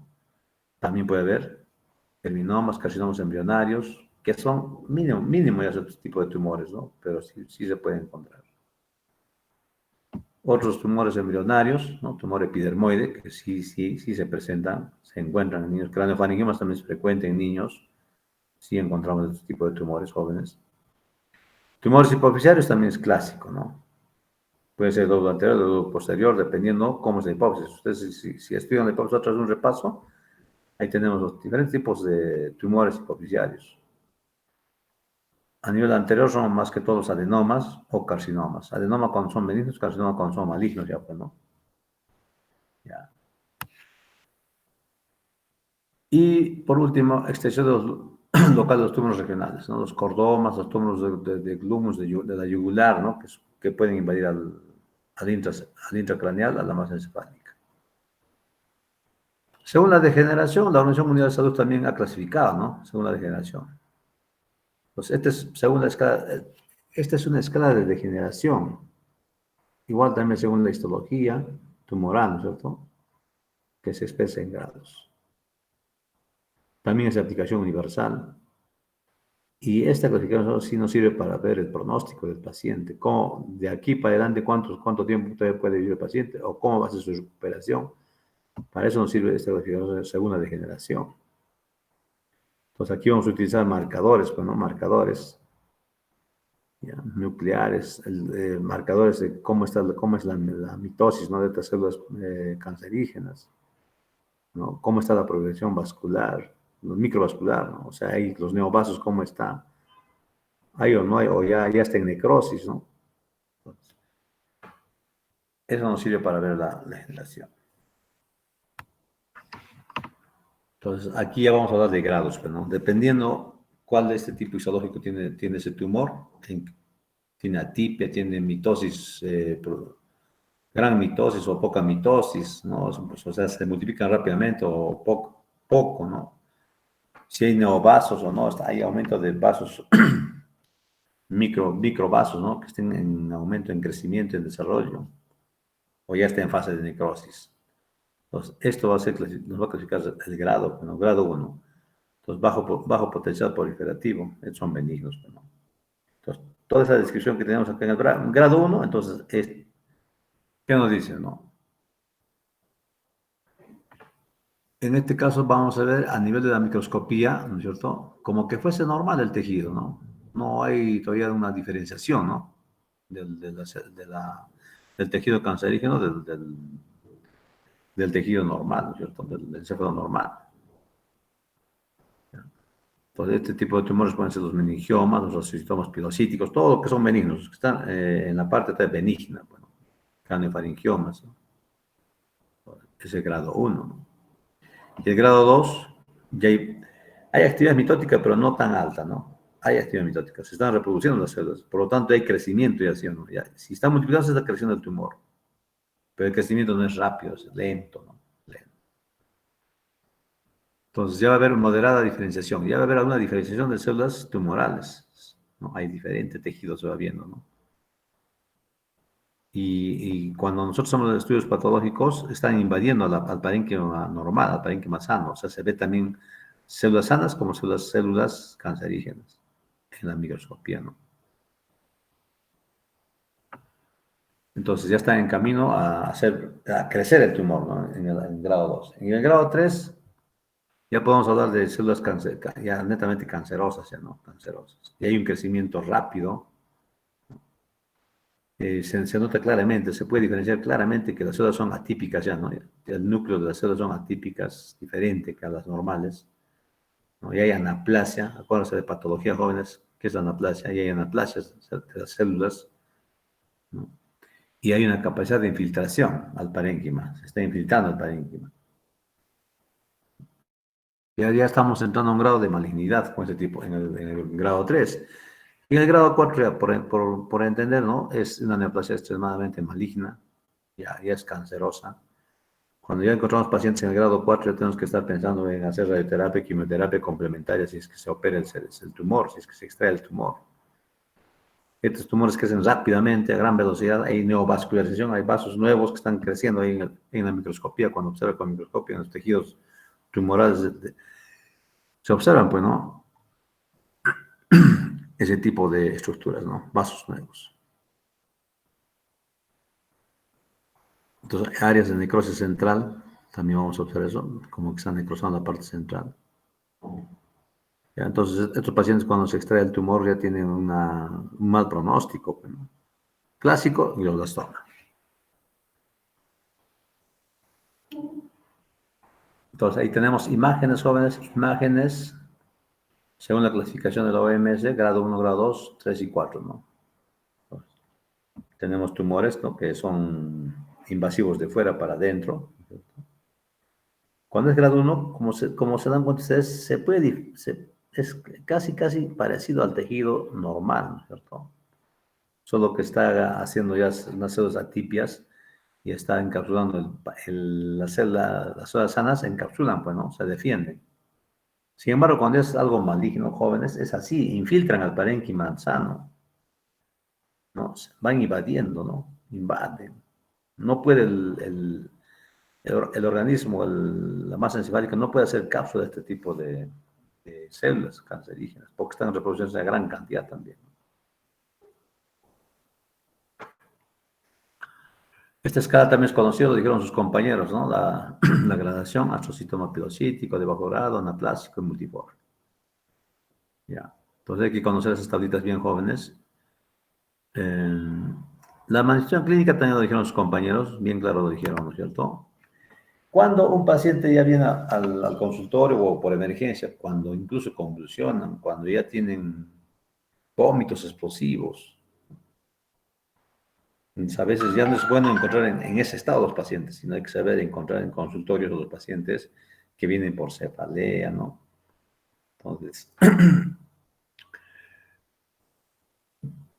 ¿y quiénes van o qué mecanismo es lo que va a hacer notar qué clínica tienen nuestros pacientes, sobre todo la clínica de los pacientes? Ya, mayormente hemos dicho cuando el tumor está grande ya va a haber presión intracraneal aumentada, pues, ¿no? Puede haber hidrocefalia, ¿no es cierto? Y por lo tanto presión intracraneal elevada.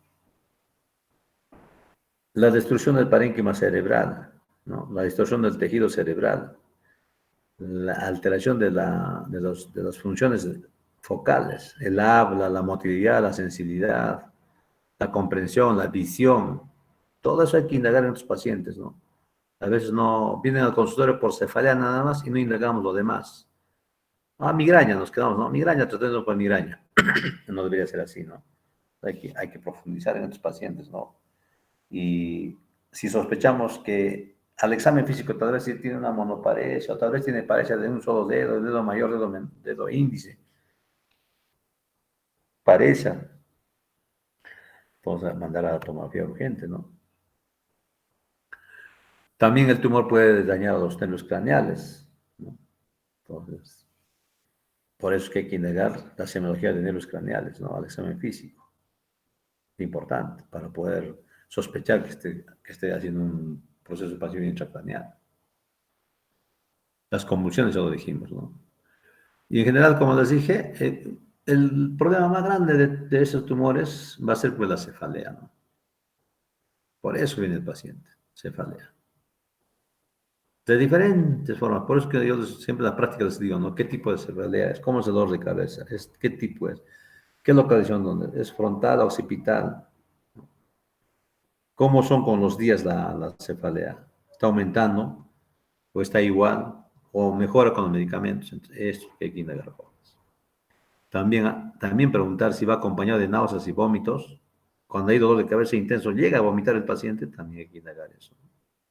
Porque son las manifestaciones clásicas de estos pacientes con tumores. Porque mire, por decir, el paciente dice, doctor, hace 6 meses o hace 5 meses, 4 meses estoy tranquilo, no he tenido toxicología, pero ahora estoy presentando estos síntomas desde hace 3 semanas, ¿no? 2 semanas, ¿no? Entonces hay que tomar atención en estos pacientes. Muy bien. La cefalea ya estamos analizando, ¿no es cierto? El horario, con qué mejora, ¿no? Todo eso hay que indagar. Ahora, si el tumor es como, también este es clásico a nivel mundial, ¿no? 2.5. Si el tumor mayor de 2.5, ya da sintomatología, ya da cefalea, jóvenes. Pero si está menor de este tamaño, el paciente no siente nada, ¿no? Está tranquilo. Ya. Convulsiones hemos dicho, ¿no? Convulsiones, cuando son corticales más que todo, ¿no? Supratentoriales también, supratentoriales y corticales. Y siempre va acompañado de náuseas, vómitos, puede haber síncope, la disfunción neurocognitiva, todo eso sí nos vamos a encontrar en los pacientes. Ahora, si estamos escuchando tumores de la hipófisis, ya vamos a pensar, vamos a buscar signos o síntomas hormonales, ¿no? Si es mujer, trastorno del ciclo menstrual, ¿no es cierto? La secreción láctea, hasta en varones se puede encontrar secreción láctea cuando el paciente tiene tumores a nivel de la hipófisis. ¿Ya? Puede aparentar también una diabetes mellitus, ¿no? Puede aparentar estos pacientes. Y la obesidad. De pronto el paciente empieza a engordar, gordito se vuelve, ¿no? O altera su presión arterial. Entonces, en estos pacientes hay que tener sospecha de que puedan tener tumores, por lo tanto, sus exámenes inmediatamente. Los focales, ¿no? Déficit motor sensitivo, las afasias, ya les dedica las disfasias, las ataxias, ¿no? Síndrome cerebeloso, ¿no? Las visuales, como les dije, y los pares craneales. Todito hay que analizar, jóvenes. El Karnofsky es una escala, jóvenes, para ver el paciente en qué capacidad se encuentra, ¿no? Si es capaz de hacer solo sus cosas, no es capaz de hacer sus cosas, entonces eso solamente es para eso, ¿no? El estado funcional del paciente. Entonces, esta escala también nos sirve a nosotros, ¿no? Para las cirugías, ¿no? Entonces, ¿qué escalas de Karnofsky son quirúrgicos y cuáles no son quirúrgicos? Porque miren cómo están. ¿No es cierto? De acuerdo a esta escala, nosotros podemos decir en qué momento sí es quirúrgico todavía o ya no ya. ¿Para qué vamos a operar? O otros pacientes con escala 10, ¿qué vas a operar, jóvenes? Ya no operamos, ¿no? O en 20, lo único que tienes que hacer es decirle a los familiares es que tengan mejor vida, ¿no? Calidad de vida en los últimos meses o cuánto tiempo pueda vivir la persona, ¿no? Para eso sirve el Karnofsky. El diagnóstico lo dijeron también sus compañeros. El rayos X de cráneo es importante, ¿eh? ¿Alguna vez se ha encontrado algún tumor intracraneal con rayos X? No, pero puede deformar, ¿no? Puede deformar al hueso, jóvenes. Entonces ahí nos ayuda, ¿no? La radiografía. Como les digo, ahí están. Los meningiomas, que son la capa que protege al cerebro. Entonces, estos meningiomas pueden crecer hacia afuera, entonces provocan daño al cráneo y se deforma el cráneo, ¿no? Y hacen hiperestosis, osteolisis, o sea, dañan al hueso, ¿ya? Hasta puede haber alteraciones vasculares. No sé si recordarán cuando decimos TEG o en la práctica hacemos siempre, en el hueso temporal está la hoja de higuera que les digo yo, ¿no? O sea, donde se impregnan las arterias meningias y si el meningioma crece y se rompe esos vasos, puede haber sangrado, pues, ¿no?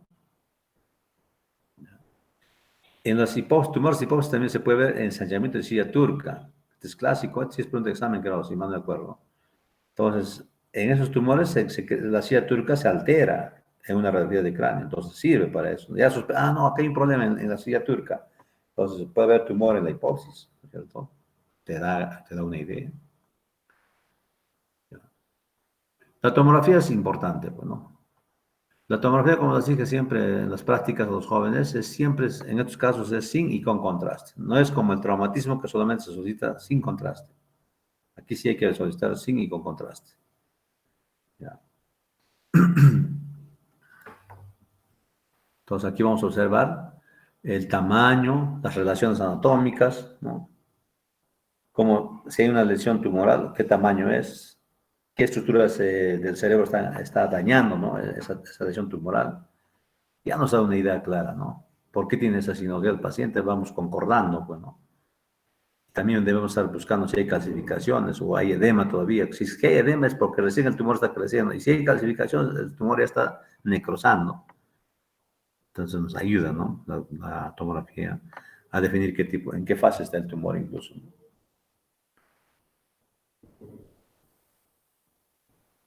Entonces, simple y con contraste, ¿no? Cuando ponemos contraste, el tumor capta contraste, ¿no? Entonces quiere decir que es un tumor malo, ¿ah? ¿Qué significa jóvenes? Fácil, ¿ah? A ver, ¿quién me dice? O los expositores. ¿Por qué capta contraste este tumor? ¿Qué está pasando dentro del tumor, jóvenes? A ver, alguien que me responda para no dormirse. Alto de Está vascularización, doctor. vascularizado. Perfecto, muy bien. Hay vascularización. Este tumor está en desarrollo ahorita, en fase 3, fase 2. Entonces, por lo tanto, hay neovascularización. Entonces, el contraste entra al tumor. Entonces, es un tumor de grado 2 o 3, ¿cierto? Muy bien, así es. Los La tomografía también hoy en día, jóvenes, se puede hacer angioten, o sea, estudio de vasos, ¿no? Podemos hacer estudio de vasos. Entonces, podemos solicitar también, después de una tomografía sin y con contraste, podemos solicitar una tomografía que nos haga la angioten, o sea, el estudio de los vasos. Y miren, ve cómo aquí se nota claramente cómo captan el contraste. Hay vasos, ¿no? Hay vasos. Como también se puede observar que puede haber vasos o arterias perilesionales y pueden estar distorsionados, ¿no? Puede estar distorsionado. Eso también nos va a hacer el angiotensina. No está como debe ser normal, sino hay una curvatura, hay una distorsión de la arteria, ¿no? Estos son otros estudios también que se hacen, ¿no? Con emisión de positrones, ¿ya? Esto también es otro estudio que se hace cuando sospechamos en pacientes, o en pacientes que ya estamos viendo en las imágenes tomográficas tumores, ¿no? Entonces, ya esto es para hacer una diferenciación del grado tumoral, si es alto o bajo grado, ¿no? El PET scan, ¿no? También se puede solicitar. Y ahí la resonancia magnética, ya, pues, ¿no? Con eso sí vamos a definir qué tipo de tumor es. Ya no hay duda, ya, ¿no? Ya no hay duda. También, igual, jóvenes, hay que ser sin y con contraste, siempre es así. Entonces, vamos a encontrar las características tumorales, su vascularización, las relaciones con el parénquima normal, ¿no es cierto? Y qué está sucediendo con la estructura perilesional, ¿no? A nivel del parénquima, ¿no? ¿Qué está sucediendo? Si hay edema o no hay edema, o se está infiltrando el tumor, está encapsulando, entonces todo eso vamos a ver en estas resonancias. A ver, como les digo, cuando daña a los vasos periféricos puede provocar ruptura del vaso y puede haber hemorragia. Mayormente jóvenes así vienen los pacientes con tumores. Cuando ya daña a los vasos, cuando daña los vasos, entonces ya sangra y el sangrado los hace convulsionar o los hace perder la conciencia del paciente y recién vienen por emergencia, nos tomamos imágenes y vemos, ¿no? Lesiones sospechosas de tumores en una tomografía, luego una resonancia, es tumor. Así más o menos vienen los pacientes, ¿no? Con sangrados. Otros vienen por infartos, porque comprime el vaso y se infarta por decir, la cerebral media. Entonces, ¿qué hace? Si es cerebral media, ¿a dónde va a afectar, jóvenes? ¿Qué corteza se daña si el cerebral media está dañado por el infarto? ¿Quién me dice?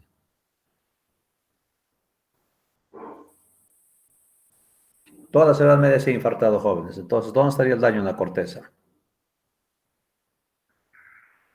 La cerebral media, ¿a dónde irriga, jóvenes?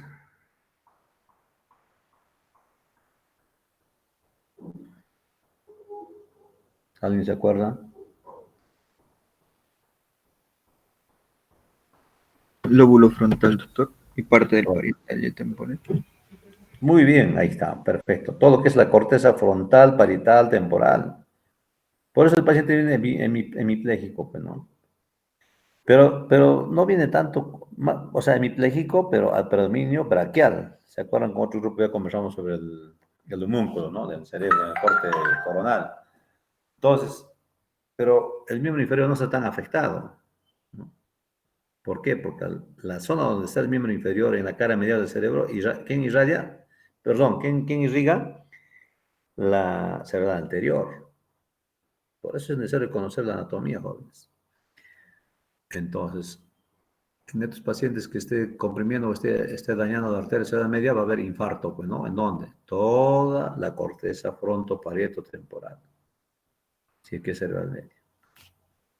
Y eso también provoca hipertensión, pues, ¿no? Imágenes jóvenes que también sus compañeros lo han presentado, ¿no? De diferente tipo de tumores, con contraste, como en anillo también puede captar, ¿no es cierto? En anillo, con edema perilesional. ¿Ya?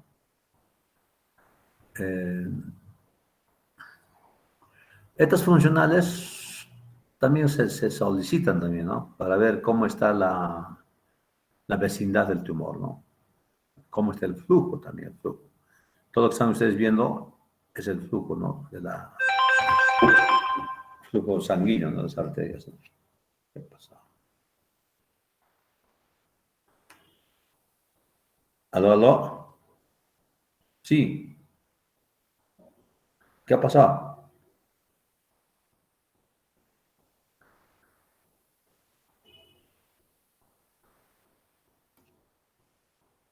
Ya,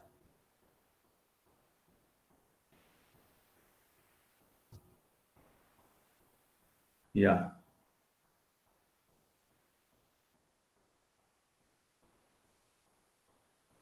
¿Cuándo no han operado?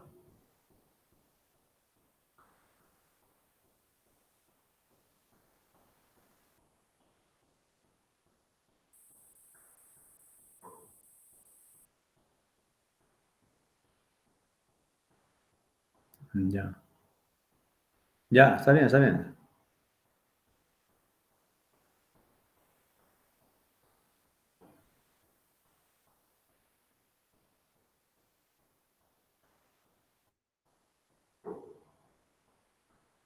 ¿Y quién lo ha operado más antes, pues? Ya, entonces, ya, que venga pronto para evaluarlo. Muy bien, que venga. Pero hay que ver todavía la hernia, pues. ¿Cómo está la hernia? ¿Por qué no viene contigo más? Ya listo, ya. ¿Dónde estás ahorita? ¿Dónde estás ahorita? Ya, venga mañana, pues, temprano. Sí, sí, sí, sí. Sí, sí, sí, sí.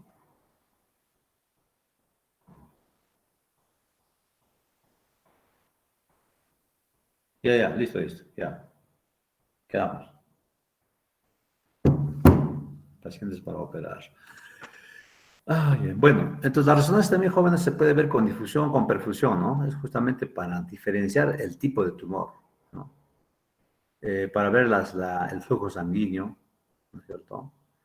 Y más que todo, la difusión, la perfusión nos ayuda para ya estar descartando los otros tipos de tumores, ¿no?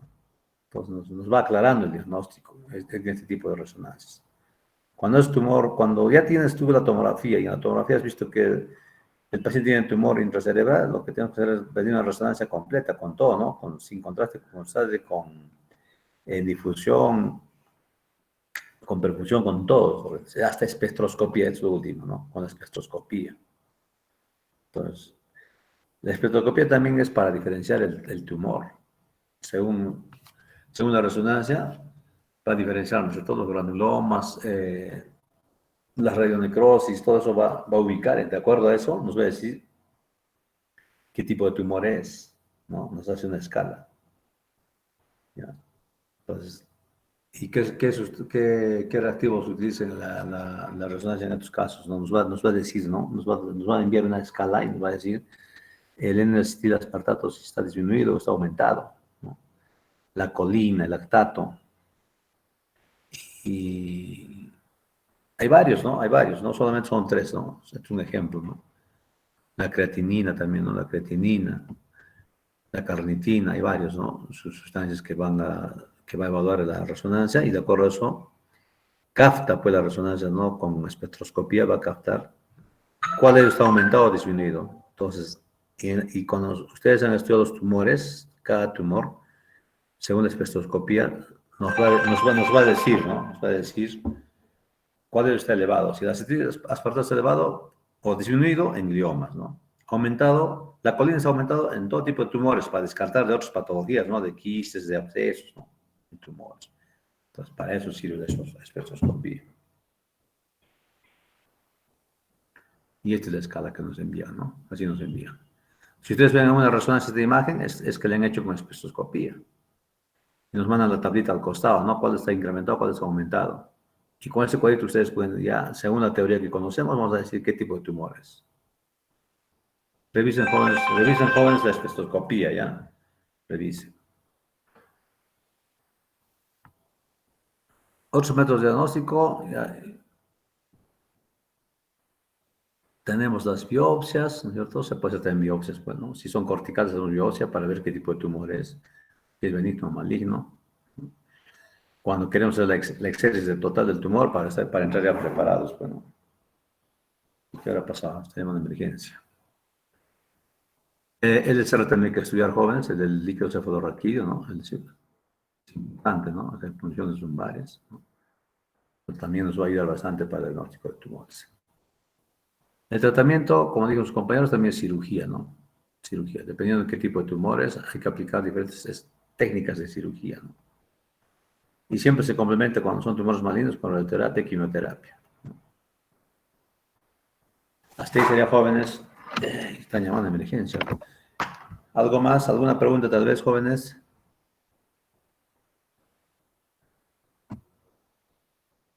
Se entendió, doctor. Muy bien, jóvenes. La clasificación histológica apréndanse los jóvenes, ¿ya? Apréndanse muy bien.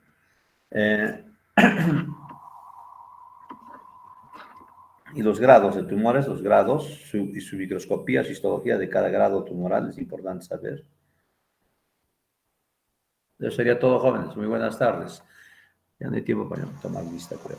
Gracias, doctor. Buenas noches. Gracias, doctor. Yes, Muy bien. yes, Gracias, doctor. Buenas noches. Cuídense, jóvenes. Gracias.